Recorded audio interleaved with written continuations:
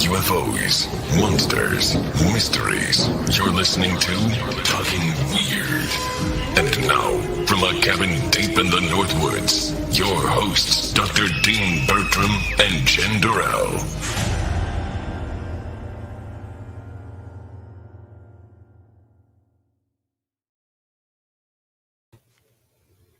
Hey, baby. Hey, baby. How is the wonderful state of Missouri? Warm and humid. Hmm. Yeah, that's good. Well, you'll be cold soon enough. I'll be drowning in snow soon enough. But We'll see. I was out at a Halloween event with my daughter tonight, though, so it truly is the spooky Oh, season. yeah, that's right. And there was some chill in the air, and there's the park we were walking through was covered with fallen leaves, and so it really feels like we're properly deep within the spooky season now, which I like. Yeah, I'm excited for it. Any spooky stories for me? Not for me. Not today. Nothing fun today. Nothing No. macabre during the week? Mm-mm. Just so the audience know, I never actually ask you beforehand because I like it to be natural when I have a spooky story from Jen. Maybe I need to start pre-qualifying. Yeah, you probably should, because I got nothing for you tonight. Nothing. Next time you'll just have to lie to me. I just make up one. Yeah. Just lie to me and tell me I'm pretty.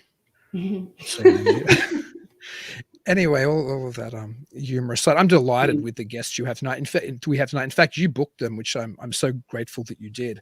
They're a gal writing and producing team behind the Dark Ozarks TV series, which, to be honest, I didn't know a whole lot about.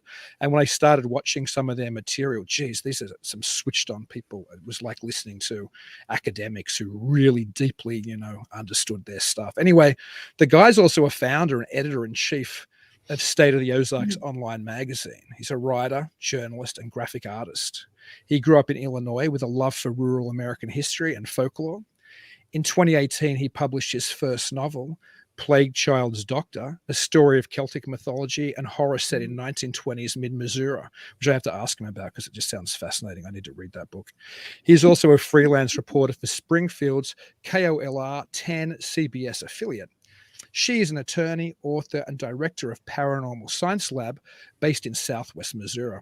She is a lifelong resident of Missouri and is a frequent speaker and writer on history, unexplained mysteries, and the paranormal. So from your state, which is fantastic, Jen. Yes, finally. I know, it's awesome. Although we've talked about Missouri before. I don't know if we've had any guests. And I've always teased you by saying Missouri. I think it makes me sound more Southern. It probably doesn't. Missouri. Anyway, with all of that aside, I'm absolutely delighted to welcome Joshua Heston and Lisa L.Martin.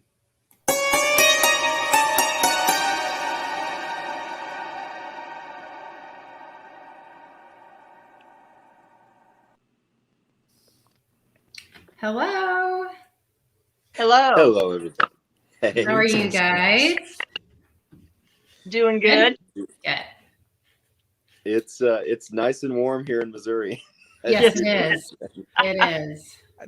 I'm sure Jen has real questions to ask you, but ever since I started to try to win her as my girlfriend online some time ago, I've always used Missouri because I think it makes me sound more South. What? Tell me the difference between Missouri and Missouri. I'm an American historian and I don't actually know. So, Missouri is for natives. Native Missouri and Missouri. Yeah. Okay. So I sounded more authentic by saying Missouri, or less authentic? Does that mean? You sound more like you're from here. Oh, okay. Yeah. Except for your accent gives you away. Yeah, it does. So to begin with our conversation, I'm curious to know what got you all into the paranormal. What got you investigating, writing about it? Any personal experiences growing up? You want to take that one first, Josh? Oh, either one of us. I'll go first. I've had a lifelong interest in folklore and the paranormal. I've had a number of interesting experiences, not really haunting experiences, but things certainly, being out of the ordinary at times. I do strongly associate myself with my Celtic ancestry, and about at least a third, close to a half of my ancestry is Celtic, predominantly Welsh. And as I began to investigate that, I realized that other things started to make a lot more sense. Fast forward to 2016, actually met Lisa in a haunted cemetery in Joplin in October of 2016, and we hit it off. Yes, met purely by accident, but the rest is history, as they say. For me, I grew up on a haunted farm that was the site of Civil War battles, so we had strange things that happened from the time I was very little. So, I figured out really early that things happen in some places that don't in others, and not everyone is aware of it. And so I've always been interested in the paranormal, history, etc. I grew up, went off to school, went off to law school, started my career, started a family, moved back to the area, and I really kind of got back focused on the subject. Probably about 20 years ago, with a particular incident where I was looking to buy a house, and we weren't the only ones there. And actually, that was the first time I was touched by spirit, and it was not exactly a friendly one. And so I started getting interested in why these things happen, researching, investigating, writing books, and it just sort of grown organically or snowballed, or whichever way you want to take that. Yeah. So what was your first investigation then? I mean, started. I guess first investigations really were on family land that was battlefield. We'd have things happen like you camp, and in the middle of the night you're awakened by the sounds of soldiers running through the undergrowth and so forth, and the animals freaking out and things like that. So you can actually hear them? Oh yeah. To the point it wakes you up out of a dead sleep. And this is down South Missouri, right? Like Southwest? Yeah, South. Okay. Yeah. Yeah. The Ozarks has always been somewhere I've been fascinated with. I always tell Jen I'd love to live there, actually. Like, if I ever relocated to the Ozarks, I'd have to twist her arm to come south with me, because it seems like such a mysterious place. I visited it a couple times, and I've loved the landscape, and I've loved the feeling that it just feels there's something ancient there. There's this feeling of something, I don't know, beneath or above, but that brings me to something I wanted to ask you about, Joshua. We were just talking before the show. With Halloween bearing up, I haven't launched it yet. I made a little video recently where I talk about the connection of Halloween and the she, or I don't like fae, because the word fae has become so popularized. The fair folk, the other crowd, the good neighbors, whatever we want to call them, the fairies essentially. But do you, as somebody who has that Celtic background, Jen and I were saying, does it mean because they were natively these spirits or beings, they were natively from that part of the world? If they're here, does it mean they traveled with original settlers here, or does it mean that there was something here and it just manifests and looks like something we were used to back in those Gaelic speaking countries? I think that's a really good question. What my answer is going to sound like a dodge, and it isn't. I think the answer is yes. I think the answer is both, which is an appropriately ambiguous Celtic response.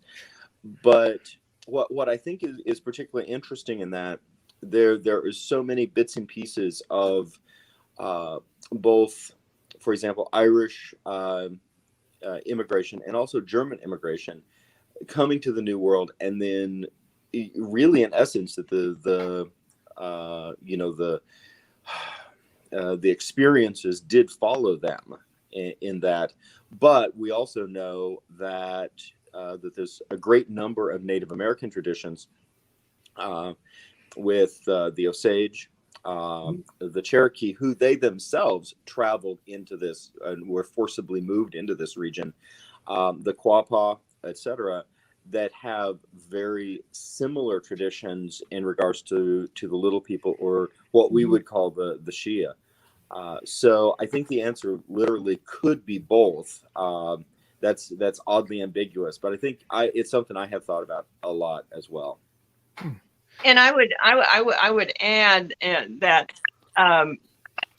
that's something else Josh and I have in common is our Celtic ancestry, because I'm predominantly Scottish. And but I would say I agree with him, but I would go a little further to say that I think that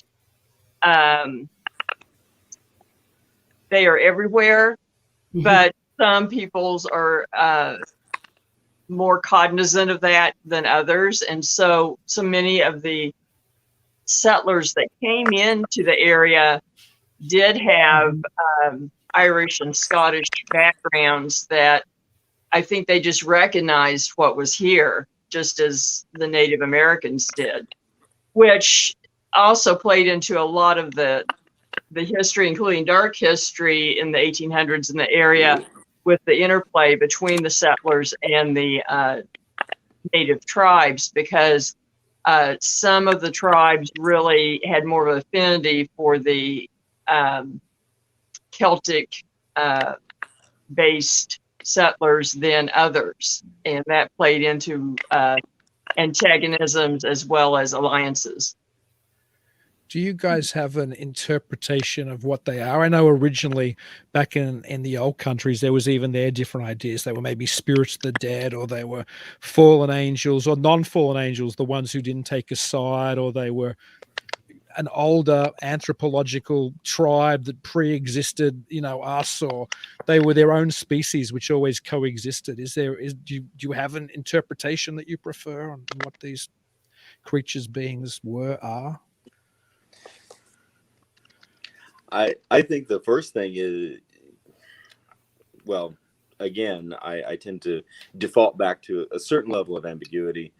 I think that it's reasonable to say that whatever they are, and I do believe they exist, they are ancient. They also fit into a category that our modern mindset is we really have a hard time wrapping around, because again, I think this is a very Celtic concept. It potentially may be also a very, have some strong overlay with Cherokee belief systems, that we tend to say something has to be this thing or that thing.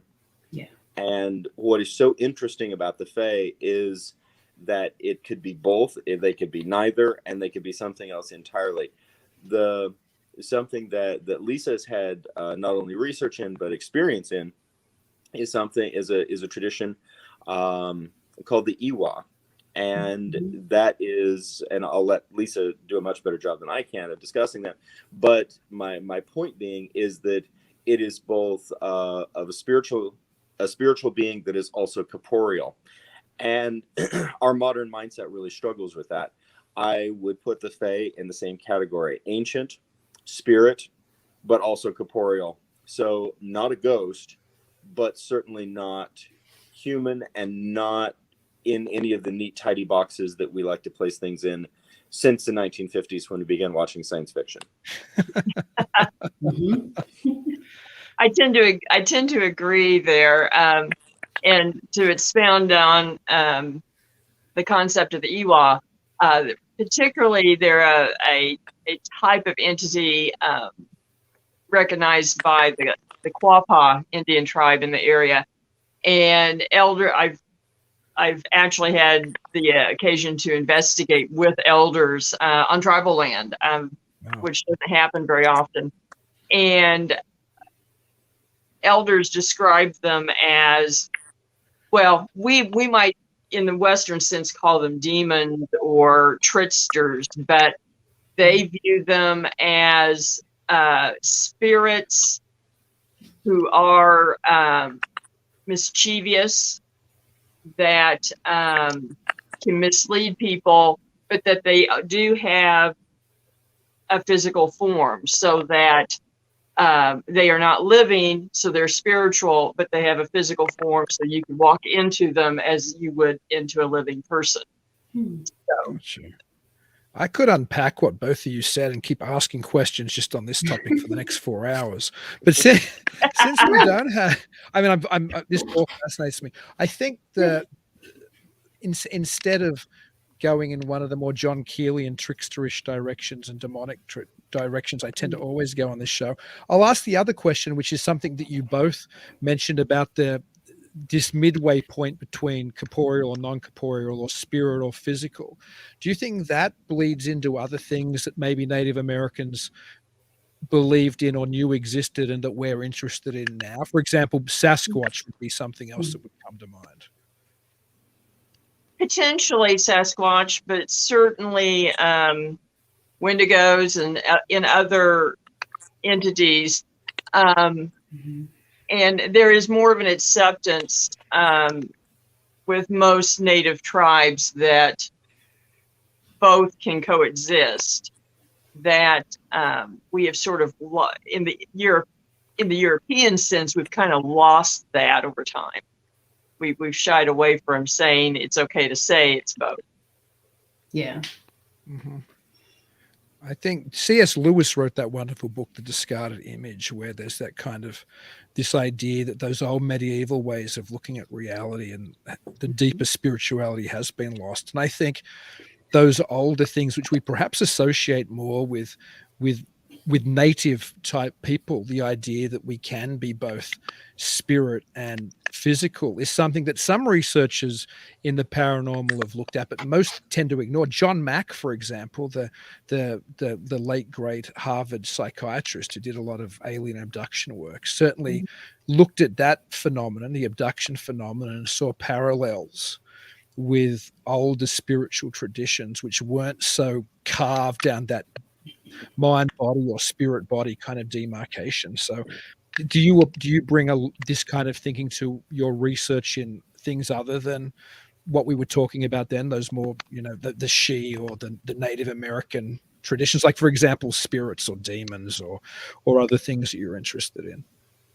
I think it's important to bring certainly that perspective in any time that you step into this realm, and because it helps just improve. And on one hand, I think it's a little daunting because you're stepping into free fall from a sort of a modern Western perspective, because you're stepping out of all the categories. But I think that it's I really think that it is the best place to start, and even from just into quote unquote a simple haunting, although that's not really simple. I think that it's important to step in from that perspective, because you're stepping in with humility and respect and saying, I really don't know, and I'm willing to find out, and I'm willing to respect the liminal space as well as the conscious space that may be there. No, I was listening to one of your podcasts earlier today, and you were talking about those in-between liminal spaces, both within the context of buildings or geography that might be haunted. Can both you, Lisa, and Josh, maybe Lisa can go first, tell us a little bit, or tell our audience a little bit about those spaces and what it means or the significance of them? Well, liminal spaces are often, where you have intersections of time, space, and other variables. Crossroads often are liminal spaces, and they certainly play heavily in all kinds of different lore. Crossroads are the place where you make deals with the devil, or you often will have rituals to step through the veil, or to step sideways. And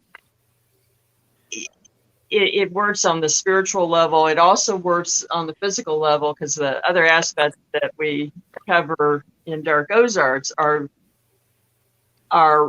historical events and legends and trends. And so we end up talking about these same issues, whether we're talking about the paranormal or we're talking about the Civil War or river pirates or the Old West or Bonnie and Clyde. It works on all of those levels. And I think you get a better understanding of a particular time in history and the people involved if you can wrap your head around that. Did you have anything to add, Josh? Or?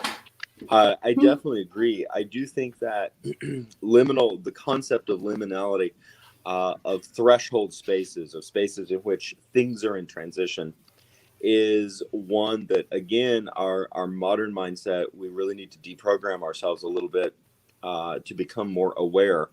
And, to do that, if something as simple as, say, like going out on a bridge and observing the river, that's you're placing yourself very simply. I mean, it's very corporeal, but you're placing yourself very simply into a multi-dimension space of thresholds. You're on a bridge, which is removed from regular life. You are, it is in and of itself a threshold space from between one side and the other that people transit through. And the river beneath you is also a massive liminal space of transition.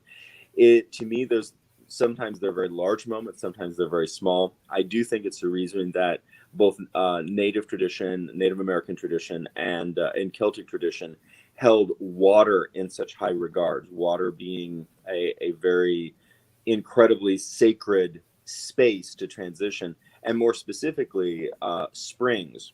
And it's something that has really struck me since I began doing research and visiting Ozark Springs. Of course, there's many locations that have beautiful springs around the world. The Ozarks are one of those regions, and I would challenge anybody with a semblance of sort of threshold sensibility or Celtic melancholy to go to one of these incredibly beautiful springs that are out in the wilderness and just sit by the side of that with tens of thousands of gallons of water, pure water, gushing out of a rock, and not realize that you're in some sort of sense of enchantment. Gee, we could do a whole show just on Celtic mythology with you, Josh. Then we could do a whole show on the Civil War as well, which leads me back to something that Lisa was mentioning. I mean, I'm an American historian, so all of those things fascinate me, and I'm somebody who's interested in the paranormal. So, and I'm Celtic as well. My ancestors as far, so that all fascinates me as well. But it's something I hadn't really thought about a lot until we were talking about liminal spaces, and then you mentioned the Civil War when in that answer, Lisa. There was obviously massive political and social repercussions to the United States from the Civil War. But while we're talking about change and liminality and these kind of things, with that incredible death, was there a spiritual significance? Like, was there something? Do you think there's something happened at a level other than the political and social with the Civil War? Oh, definitely.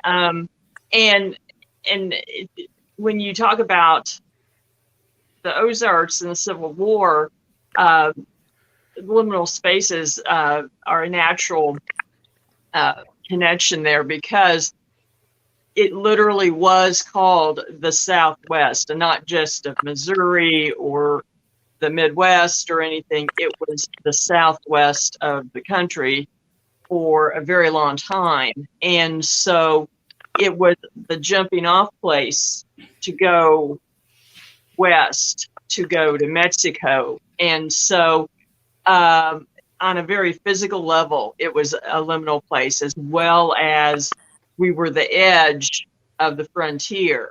And one theme that we talk about a lot is that you can't really talk about Americana or the Old West, or really the mythology of the West, without talking about the Ozarks, because whatever happened in the West happened here first. And so all of those subjects intermingle. But the Civil War was different on the Western border than in the Eastern theater, and for several reasons. Part of it was that frontier zone. Part of it was that it was less regimented because of the nature of being more sparsely populated, more rugged territory, and ended up both sides used scorched earth policies. So literally what you talk about, what 20th century historians talk about the Vietnam War happened here. And so it had a definite effect on the psyche of the people. And you would not have, to be perfectly honest, you would not have the outlaw culture of the 1870s to the 1890s if the Civil War hadn't been as brutal as it was in the Ozarks and Western Missouri. It created Jesse James. It created the Daltons. It created all of these household names. I mean, Wyatt Earp. Wyatt Earp had his first job as a lawman 20 miles from my house. Wow. You know, all of these things that we think of as iconic Americana came out of that crucible, and it definitely affected people. And I think that mental space became liminal as well, and affected how people viewed outsiders, how they viewed even each other, mainly out of the brutal guerrilla warfare and so forth. It became a wasteland. It became depopulated. And so it literally became a wasteland and then had to be repopulated. So it definitely affected it. Because the Civil War really starts before the Civil War in Kansas and Missouri, and then it continues well after the Civil War because of the type of the James boys and things like that, which continued. So yeah, I hadn't thought about it quite like that before, though. That's fascinating. Yeah, it's a pretty fascinating subject that you really wouldn't have our concept of the West if it weren't for those factors. In fact, the first major infamous gunfight of the Old West happened in the Ozarks 2 months after the end of the Civil War with Wild Bill Hickok and David Tutt. And I mean, it was a fight that was written in the Civil War, basically. They were best friends, but on opposite sides, and argument over a card game, a watch, and a girl ended up in this gunfight that ended up being the prototype for what pop culture 100 years later turned into the iconic walk-down gunfight. And it's the only one that was a call-out walk-down gunfight. Wow. What a just a fascinating part of the world. And while we're speaking about the Civil War, I mean, there's so many, obviously people talk about Gettysburg being haunted and other battlefields out east being haunted. Are there famous sites in Missouri which are haunted as a result of what happened? I'm assuming that there is, as a result of what happened during the Civil War and that lead up we were talking about, or in the following years. Could you give us a couple of examples? Well, I can give you a couple of examples, but the part of the problem is that so much was guerrilla warfare and skirmishes, and it wasn't extremely well documented because everything was on the run. You have a lot of places that have activity, and people will say, they had this experience, and then they'll qualify it as, but nothing happened here. There was no battle here, and you simply can't say that because you had skirmishes happening here and there with just, handful of soldiers. And so, people will come to us with stories that I saw soldiers in our pasture, but nothing happened there. Well, you can't say that. that being said, the first large-scale land battle of the war was actually in Southwest Missouri, 2 weeks before Bull Run at Carthage. And there are a number of haunted sites connected with the Civil War in Carthage. The battle being just the first thing that happened there, including numerous skirmishes, the town being burned multiple times. And so the battlefield, different locations. One of Josh and I's favorite places is a Civil War era home, the Kendrick House, that is extremely haunted. And you have places like that. Wilson's Creek was another battle in Southwest Missouri, and actually where the first general killed in the war was killed there. And it's infamously haunted, as well as just numerous sites. And of course, Battle of Pea Ridge in Arkansas, which largely concluded the large-scale engagements. Ozark, Missouri, which is only about 30 miles north of where I live, had a battle that was rather extensive considering the population. And there's a number of documented hauntings in Ozark that directly tie to that. The one, and we can't disclose the location because it's on private property, but Lisa and I you and I were thinking the same thing. I know. Just on a preliminary investigation of a location in the Joplin area that over the past 40-50 years, the family who owns the property have unearthed a lot of bullets, musket balls, a bayonet piece, et cetera, and there's an enormous there's a cornucopia of activity associated with that, as well as directly connected with a cave system that is on this rather large property. It was amazing. We spent hours there, and it was incredible. Oh, wow. Oh yeah, and that's just that's one location.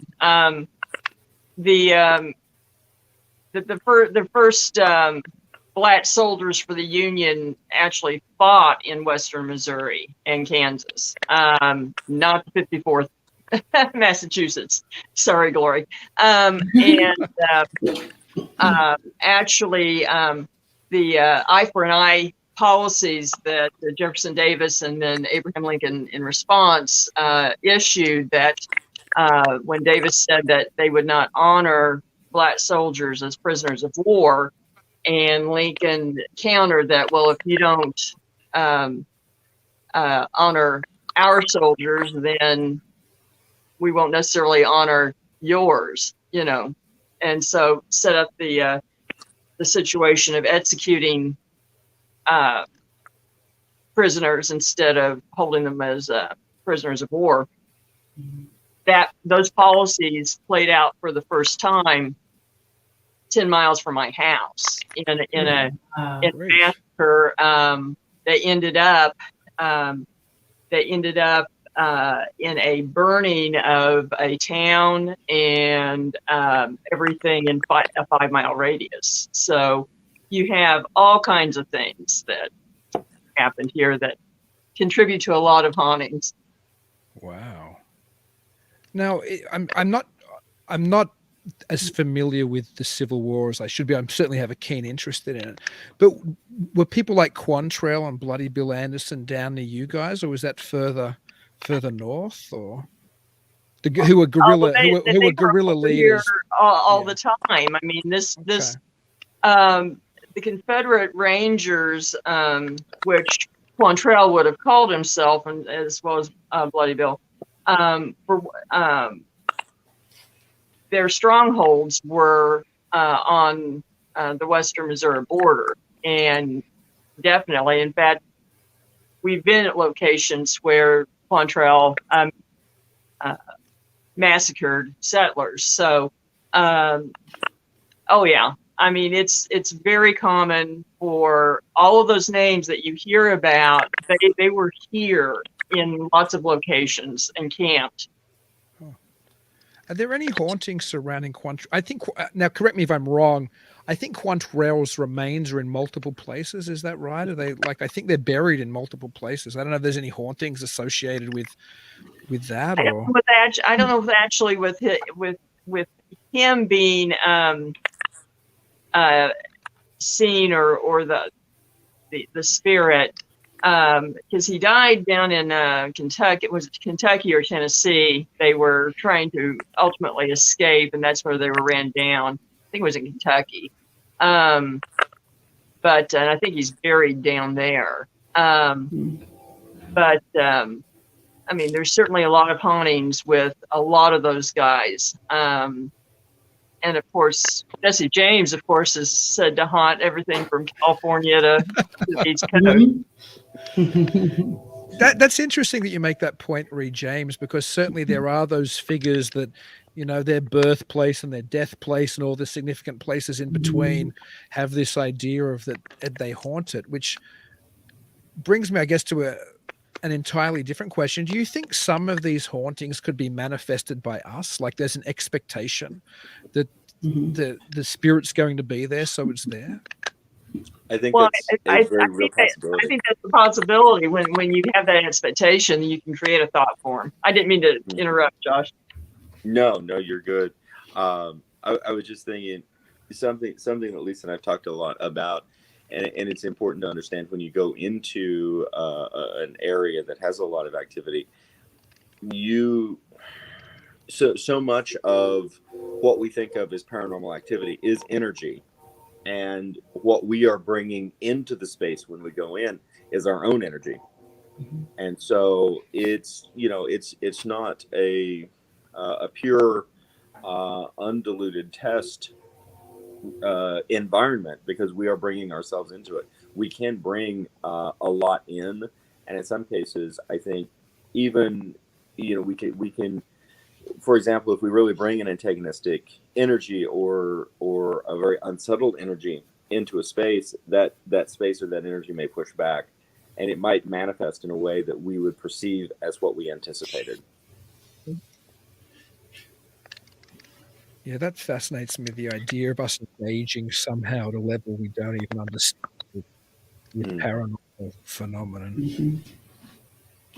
I'm sure Jen has some paranormal investigator questions, though, because I'll just run away with Civil War and Trickster and thought form babbling for the next 2 hours if she lets me. We've only got another 20 minutes. Well, I know you're interested in that too, so. I can't help myself. Yeah. So with all the activity with the Civil War and all the blood that's been shed throughout history in southern Missouri, well, everywhere really, have you found that when it comes to the paranormal activity, do you see a lot of different kinds of activity, like spook lights, for one? Because I know I've seen them myself. So I know that I have heard that Joplin has spook lights as well. Just any type of, like, there's so many different activity. Like you see all of it at one place. It doesn't have to be just like one thing. It's like 5 different things in one place. Oh yeah. I mean, yes, that does happen in places. And actually, and we've talked about, Josh and I've talked about this, but there's actually a lot of haunted sites in the region. Probably when you look at it versus other parts of the country, I think it has more than its fair share. And I think it's a combination of things. I think part of it is everything that's happened here, because you've had Indian wars and all of that. When you get a little further in time, once you get into the 20s and 30s, and you get into the era of Depression, Prohibition and Depression era gangsters, the bulk of that activity, aside from, say, Chicago, was actually within 100 miles of where I live. And there were various reasons for that. So, you have all of those things. But on top of that, the region is predominantly karst limestone, which has a very high crystal content. Missouri's the cave state. I forget, is it 6,000 caves we have, something like that. And lots of springs, lots of underground rivers. And so you have lots of water, lots of crystal, limestone, and I think it contributes to just basically amplifying what's there. Yeah. Yeah, I think there's a tradition which was spoken about, I think, by John Keel quite extensively. I don't know how familiar you are with the Mothman prophecies, and I'm about to have another Mothman prophecies or John Keel question, but that idea that somehow maybe it, rather than it being, I don't know, a spiritual intelligence or a leftover of us or something from elsewhere, something is somehow energized and released. Like there's perhaps, this would be one interpretation, that maybe when there's a higher electromagnetic energy from that type of quartz depository or other depositories, that somehow that energy triggers something within us to respond and to maybe exteriorize something, or maybe to somehow, I mean, I'm not sure, but there's certainly that idea that perhaps something happens when we come in contact with other electromagnetic kind of forces. And certainly there's the Persinger or the Passenger helmet that when you put on and you hit somebody with certain wavelengths and the electromagnetic frequency, that they have the sense that God's there, or there's a spirit there, or there's somebody else in the room. So again, do you think that has something to do with maybe there's nothing exterior other than our connection? I'm putting on a skeptical hat now, other than our connection with the physical reality of, you know, the electromagnetic energy around us created by certain deposits. I do think it plays a role in it. I don't think it's the cause and effect loop itself, because if that were the case, everyone in that environment theoretically would be having the same experience. But what I do think is it tends to amplify what activity is already there, and so perhaps we're more aware of it than we would be in an area that didn't have some of those factors. Yeah. Do you find that the limestone and the water, all of that, just kind of like any memory that was around that area, just leaves an imprint? So that's what we're constantly seeing is residual. No, okay. I think it acts as an amplifier. Okay. I think that what is the energy that's there uses the latent energy that's available in water, that's available in crystal. Okay. To basically have a stronger signal, and that way we're more aware of it. We're more likely to record it on audio or video, etc.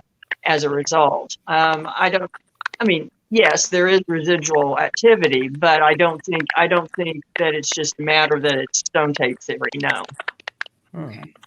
That just brings me back quick. I've got two questions to follow up.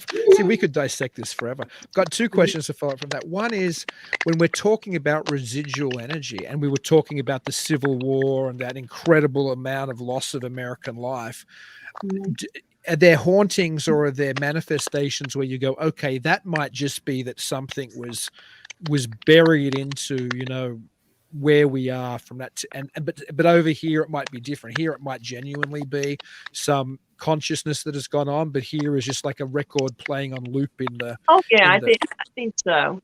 I think sometimes, you know, that enough energy is released in the environment that it does leave an imprint.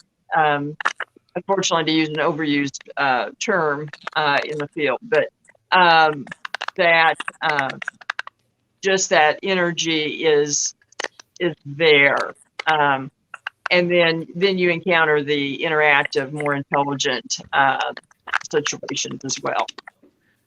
And how do you guys, because I'm not a paranormal investigator, Jen is, but how do you make that distinction between what one is and the other is, like when you're out there investigating?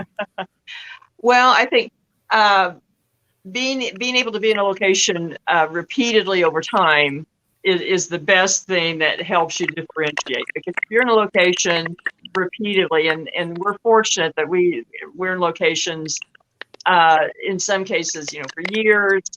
There's some locations that I've investigated thousands of hours at that you see the patterns. And one particular would be the Carthage Opera House, Josh, would be you have intelligent hauntings there, but a couple of things that make you think it really is residual.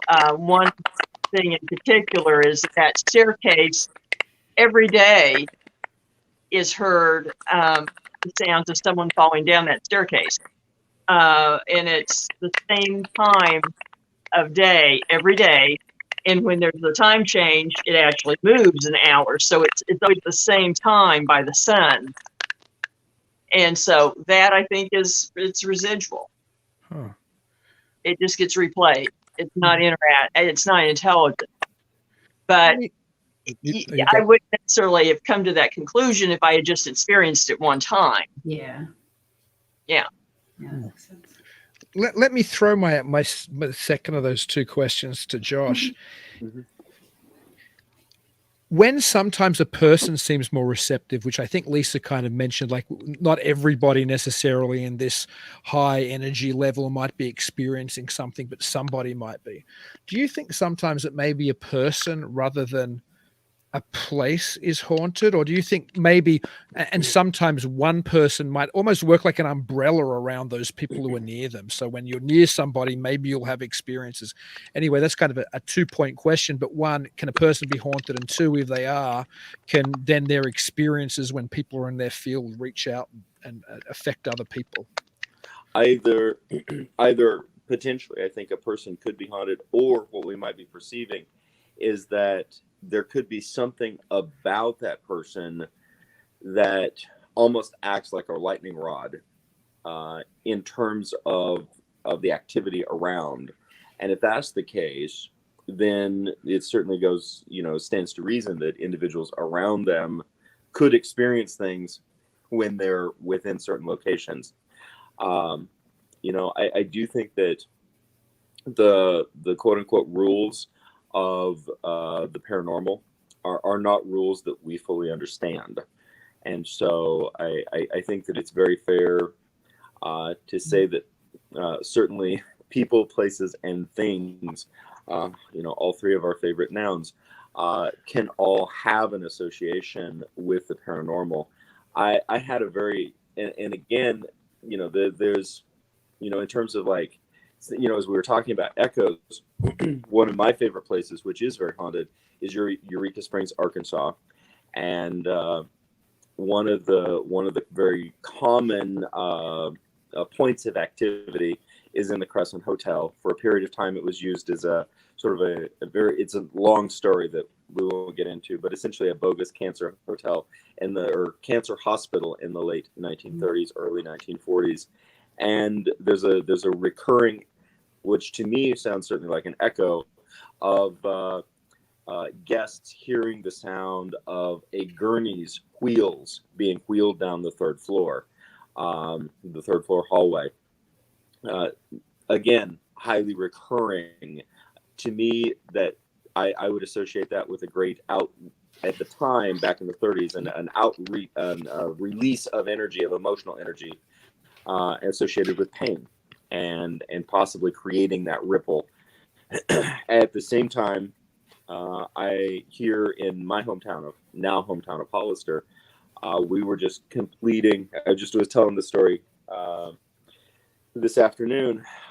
We just completed one of our art walks, and I was standing in front of the Old English Inn. It is a very active location, and someone tugged on my shirt sleeve rather vigorously. This was the first Friday of August. It was about 9:00. We'd finished everything up. I thought that either somebody had pulled my shirt sleeve back or that I had caught it on something. And I turn around and there is nothing there for me to catch it on. Nobody is there other than the person standing in front of me. And obviously that's not an echo. There was something about me at that moment that someone found connective. Huh.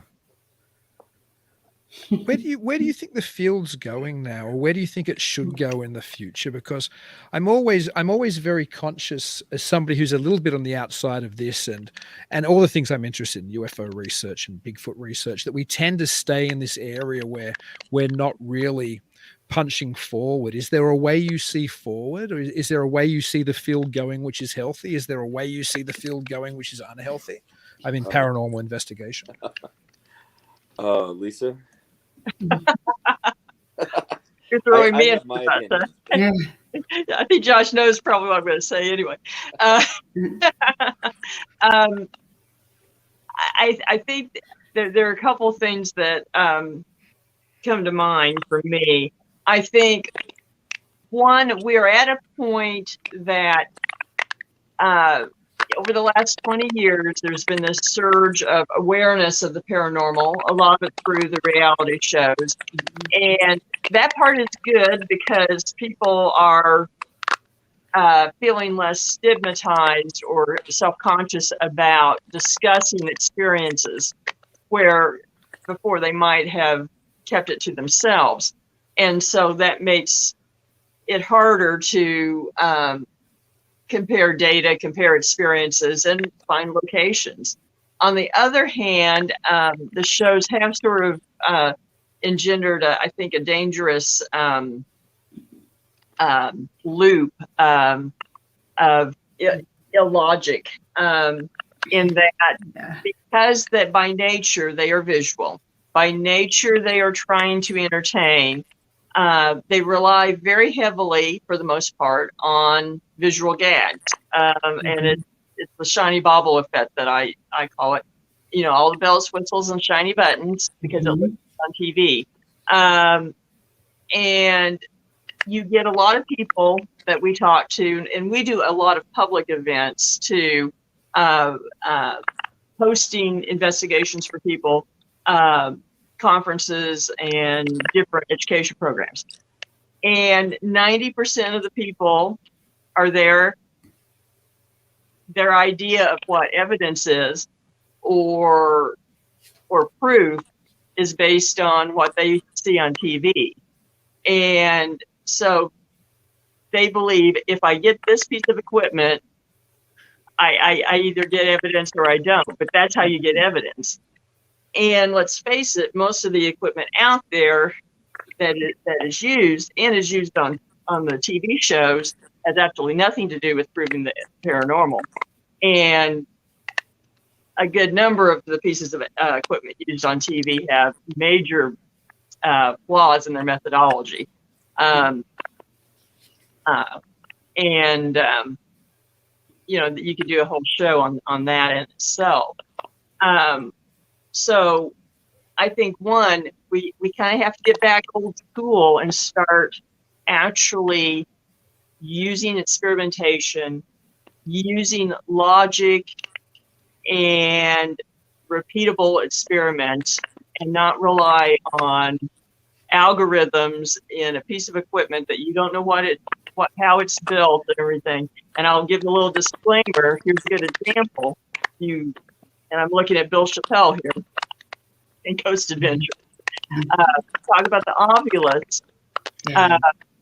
People get real excited, about the talking box. Well, it's never made a lot of sense. We've got a 2,000-word dictionary that the algorithm is not released.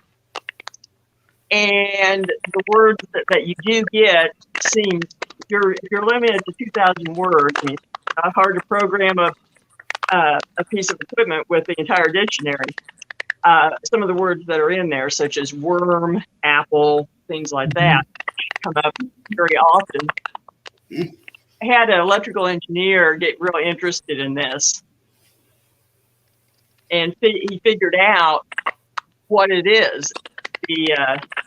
The programming in the ovulus is from the Texas Instrument talking toys from the 80s. Oh no! So, and when once you hear that, and you listen to an ovulus, it's the same voice. I mean, as soon as once he said that, and you go, you're right, it is. And then the SLS camera, which is based on the Kinect, Xbox Kinect, which all it is a hacked avatar for the stick figure, which, kids were putting the hats online when the Kinect came out the first day of how to change your avatar. And people really think if you have a stick figure, that's a ghost, but no, it's a reflection. And, we have to get away from that mentality or we're not going to have any provable evidence. The other thing for me is I think that we're going to have to get serious about parapsychology again and actual research. And unfortunately, universities started defunding programs in the 70s. Yeah. The second thing is I think you're going to end up getting more answers through field of quantum physics, because there's a lot of theories coming out in quantum physics that would explain a lot of the phenomena that's experienced. And I think it's when you take those two things seriously, we'll start seeing movement towards evidence. Josh, do you have anything to add, or is that pretty much your position too? Or? I think for me personally, I think it's interesting. I don't watch any of the ghost hunting shows. I focus predominantly on folklore research and historic research, and then I do investigations with Lisa. And I do agree with Lisa that there's a slow destigmatization for individuals, and I see it myself when someone. I just had this experience a couple of days ago. An individual who found out my affiliation as part of Dark Ozarks, and then they literally look around them to make sure that nobody else is around to listen, and then they tell me their experience. Mm-hmm. And to me, it's encouraging to me that, first of all, that they feel comfortable trusting me with their personal experiences. I find that incredibly humbling. And the other thing is, it happens for me too often, as well as certainly personal experiences for me, but it happens too often, and from individuals that I know that they've had these experiences. There's no reason for them to be hyping something to me. I'm just another guy in the community, and because of that, I know that these things are real. My concern that Lisa's already hit on is that sort of the destigmatization because of the shows is also a double-edged sword, because there are elements that potentially play really well on play really well for TV, play really well for pop culture, but can ultimately be disproved. It would be very disheartening to me if for example, certain elements got disproven, and then many of these people who were just beginning to feel destigmatized suddenly had to go, okay, well, I guess there's no proof. This isn't real. I must be crazy. Well, you guys were just fascinating. We should have you on. We should work out an anniversary of a Civil War battle and just have you on and talk about the ghost hauntings around. I mean, we could have done Celtic mythology as a show. We could have done a Civil War thing as a show. We could have done Liminal Spaces as a show. You were just Jen, thank you for booking these guys. That were fantastic, by the way. Now, but before we go, can you, Lisa and Josh, maybe Lisa go first, and you, Josh, throw out any URL where our audience can reach out and connect or see what you're up to? Sure. On Dark Ozarks is on Facebook, Instagram, and Twitter, as well as Patreon. We encourage everyone to follow us over there on Patreon because there's exclusive content that you're not going to find elsewhere. Website is going up. And so all of those locations, you can find us and see what we're doing.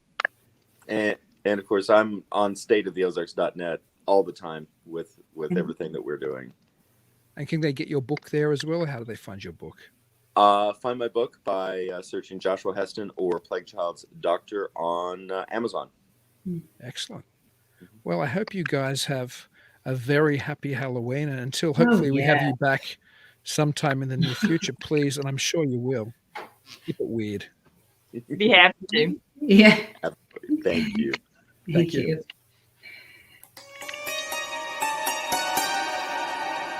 Thank you for joining us tonight.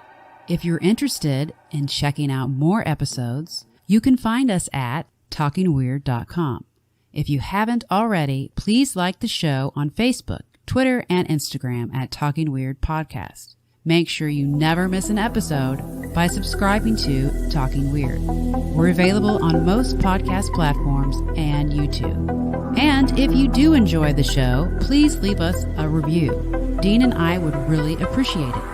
Until then, stay safe and